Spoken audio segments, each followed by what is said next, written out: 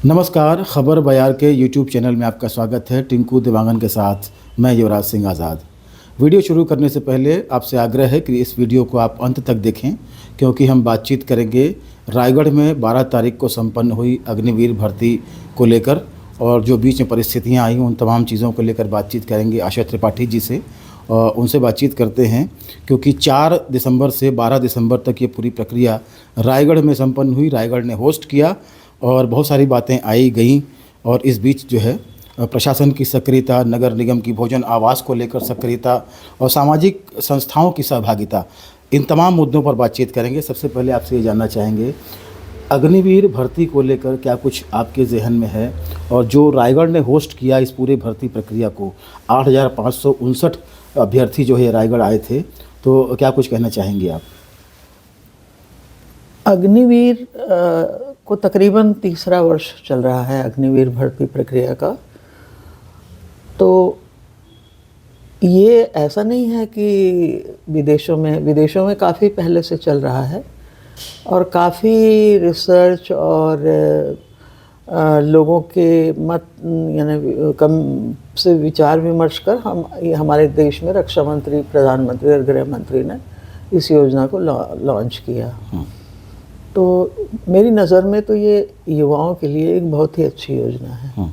अगर हम रायगढ़ में बात करें तो रायगढ़ ने होस्ट किया इस बार भर्ती प्रक्रिया को, तो क्या कुछ इन 8-10 दिनों में आपने ऑब्जर्व किया, क्योंकि लगातार आप भी अपडेट लेती रही हैं, प्रशासन की भूमिका, नगर निगम प्रशासन की भूमिका, सामाजिक संस्थाओं की भूमिका किस तरीके से देखती हैं, और साथ साथ मीडिया की भूमिका भी? इन सब की बातें मैं बाद में करूँगी। मुझे हमेशा इस बात का एक अफसोस रहता था कि छत्तीसगढ़ में, खासकर रायगढ़ में, फ़ौज को लेकर जागरूकता की थोड़ी कमी है। इसीलिए मैंने अपने दोनों बच्चों को कोशिश की कि वो इसी लाइन में जाएं। जबकि बहुत लोगों को ये बात नहीं जमी थी, पढ़ने में दोनों अच्छे होशियार थे, लेकिन फिर भी मैंने कहा कि नहीं, चैरिटी बिगिंस फ्रॉम होम, तो मैंने डाला।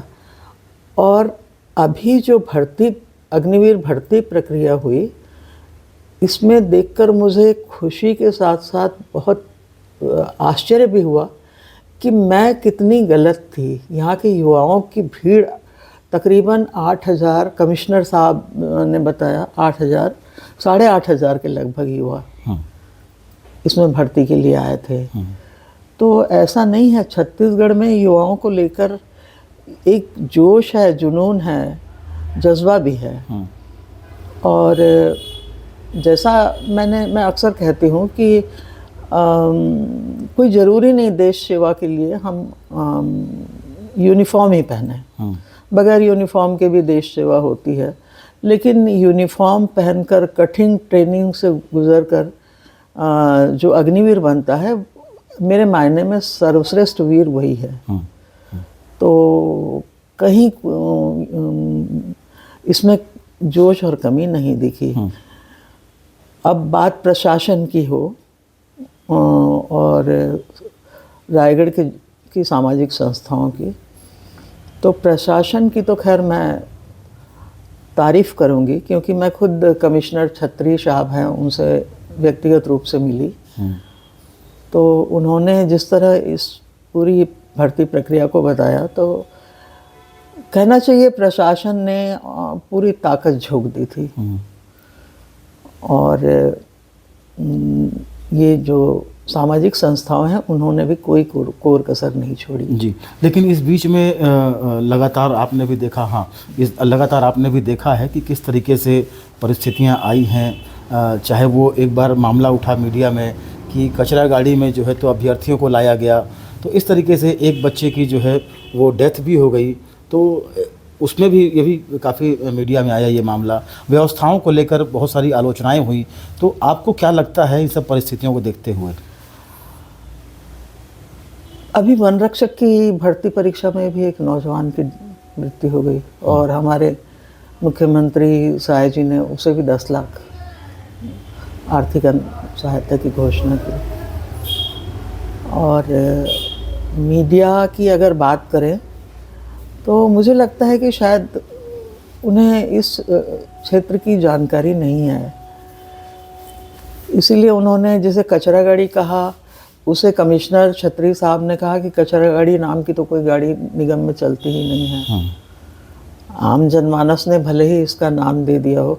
मैंने इस पर एक छोटा सा डिस्पैच भी लिखा था कि वो तो अगर इस तरह की कोई गाड़ी है तो उसे सफाई गाड़ी कहनी चाहिए। कचरा तो हम फैलाते हैं ना, वो सफाई करते हैं। तो बड़ा यानी मुझे इसमें अब कहना चाहिए, यानी मैं तो काफ़ी संवेदनशील हूँ इस मामले में लेकर। और आप जिन अग्निवीरों भर्ती के लिए जो देशभक्त युवा आ रहे हैं, उनके लिए ये छोटी मोटी चीज़ें कोई मायने नहीं रखती हैं। कारगिल वार के समय 8-8 घंटे जो पहाड़ चढ़ते थे जवान हमारे, तो आप यानी एक गाड़ी में बिठा कर ले गए, उसे भी आपने कचरा गाड़ी नामकरण अपनी ओर से कर दिया। और फिर वो घूमा, व्हाट्सएप में मैंने भी पढ़ा था, दुख हुआ मुझे पढ़कर जी कि इतनी छोटी छोटी बातों को मुद्दा नहीं बनाना चाहिए। और खाने पीने की तकरीबन जो व्यवस्था थी, उसको लेकर भी आलोचनाओं का दौर चला। तो मुझे तो खैर ये यानी जैसा मेरी जानकारी हुई है, हमने खुद एक दिन वहाँ पर नाश्ते का इंतज़ाम किया था और मैंने बच्चों से बात भी किया। किसी बच्चे ने शिकायत नहीं की खाने पीने, रहने, भोजन इसको लेकर। जो भर्ती के लिए फौज के अधिकारी आए हुए थे, कर्नल स्तर के अधिकारी आए हुए थे, जो जवान आए हुए थे, तो उनसे ही बातचीत हुई आपकी? तो क्या व्यवस्था को लेकर उन्होंने, उनके क्या कमेंट्स थे? हाँ, उनका यानी वो तो इतने खुश हुए व्यवस्था को देखकर कि उनका कहना था कि अक्सर रेजिमेंटल सेंटर जहाँ पर भर्ती होती है, वहाँ पर भी इस तरह की व्यवस्था नहीं हमने देखी। और जो कर्नल जैकरिफ के कर्नल आए थे, उन्होंने भी कहा, एक दूसरे कर्नल आए थे, दोनों ने कहा कि रायगढ़ तो हमारे ज़हन में बस चुका है। इतनी अच्छी हॉस्पिटलिटी हमने कहीं नहीं देखी और इतने अच्छे कोऑपरेट करने वाले अधिकारी भी हमको नहीं मिले जी। तो इसके लिए तो चाहे वो स्थानीय प्रशासन हो, नगरीय सरकार हो, या हमारे अपने कलेक्टर साहब हों, या उनके निर्देश हो, और नोडल अधिकारी बनाए गए कमिश्नर छत्री साहब हों, इन दोनों की उन्होंने भरपूर तारीफ़ की। और स्वयं ये अधिकारी समय समय पर जो सेंटर बनाए गए थे उसमें इंस्पेक्शन के लिए जाते थे और उन्होंने भी संतोष जाहिर किया। जी, एक होता है कि जब इतनी बड़ी स्तर पे भर्ती हो रही है अग्निवीरों की, और ये प्रेस्टीज का सवाल होता है, और ऐसे में सरकार और प्रशासन के साथ जो तालमेल होना चाहिए, जैसे स्थानीय जिला प्रशासन की हम बात करें, तो किस तरीके से तालमेल आपको देखने को मिला? क्या कुछ आपने महसूस किया जिला प्रशासन और सरकार के बीच या हमारे प्रतिनिधियों के बीच? नहीं, हम यानी ये तो मैं कहूँगी कि हमारे जो जनप्रतिनिधि हैं, खासकर मैं हमारे विधायक और मंत्री रहे ओपी चौधरी जी हैं, उनका वो काफ़ी संवेदनशील है इस मामले को लेकर। और उन्होंने फरवरी से कह दिया था कि एक अग्निवीर कैंप रायगढ़ में लगेगा और वो ऐतिहासिक होगा। तो उन्होंने तो अपना कमिटमेंट पूरा किया।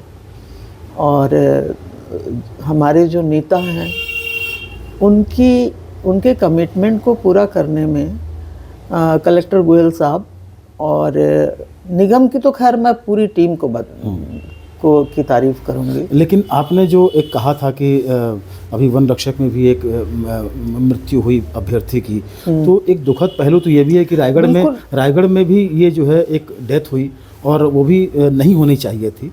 तो इसको लेकर भी एक कहीं ना कहीं एक र्यूमर की स्थिति आई और परिस्थितियां बनी। फिर बाद में प्रशासन ने अपना क्लैरिफिकेशन दिया, 10 लाख रुपए दिए, 50 लाख रुपए, ये महत्वपूर्ण नहीं है। नहीं है महत्वपूर्ण।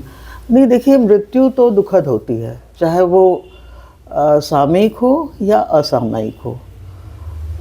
अब उस बच्चे को सिकल सेल था, क्योंकि उसकी पीएम रिपोर्ट तो मैंने खुद देखी है, मुझको कमिश्नर साहब ने दिखाया, लेकिन उसके मन में जज्बा था और दुख, और उसकी मृत्यु के लिए तो खुद कमिश्नर साहब ने भी कहा कि हमने एयरलिफ्ट तक की तैयारी कर ली थी।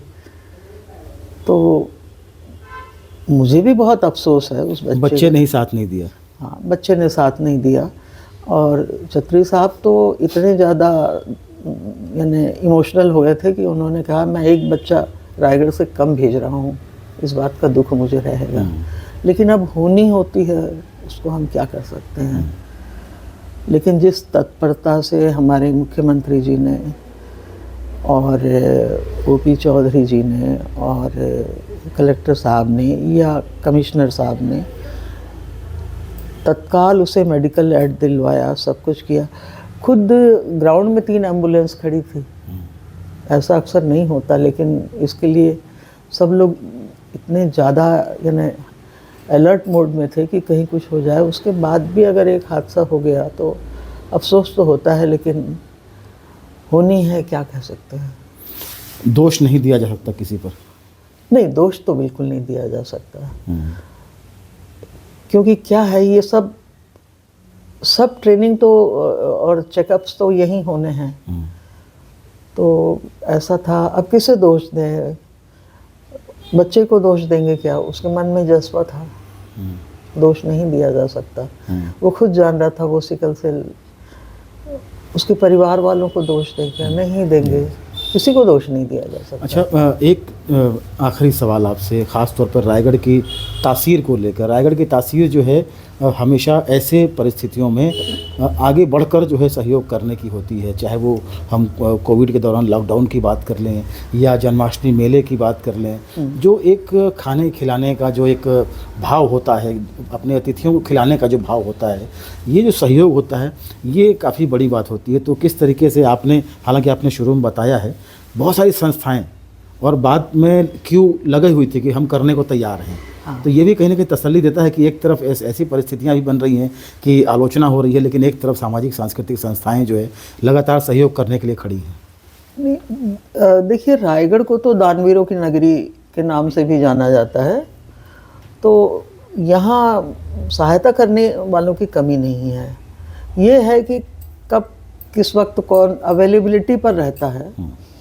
और फिर भी यानी खासकर मैं ये अग्रसेन समाज हैं या फिर ये गुरसिंह सभा है या फिर और दूसरी संस्थाएं हैं जिनका नाम शायद मैं नहीं बोल पा रही हूँ, तो ऐसा नहीं है। अतिथि देवो भव का भाव तो मैंने रायगढ़ में जो देखा है, वो ये खुद मैं नहीं, फौज से आए जो 3 कर्नल थे वो कह रहे थे जी। तो मैंने कहा भी कि शायद इसीलिए हमारे छत्तीसगढ़ को छत्तीसगढ़िया सबले बढ़िया इसीलिए बोला जाता है। जी, बहुत बहुत धन्यवाद बातचीत करने के लिए, और आपने जो महसूस किया वो हमसे शेयर किया है, और निश्चित तौर पर ये ऑडियंस भी हमारी जो है समझेगी इस बात को कि जो लगभग 8 से 10 दिनों तक का जो ये पूरा सत्र चला है भर्ती को लेकर, इस भर्ती के लिए तैयारियां लगभग 2 महीने पहले से शुरू हो चुकी थी, और एक बेहतर व्यवस्था के साथ, कुछ अपवाद को अगर हम छोड़ दें तो बेहतर व्यवस्था के साथ ये पूरी भर्ती प्रक्रिया संचालित हुई। बहरहाल इस वीडियो में बस इतना ही। खबर बयार के यूट्यूब चैनल को अधिक से अधिक सब्सक्राइब करें, हमारे कंटेंट लाइक करें, शेयर करें, और प्लीज़ हमें कमेंट करके ये बताएं कि हमारा ये वीडियो आपको कैसा लगा। नमस्कार।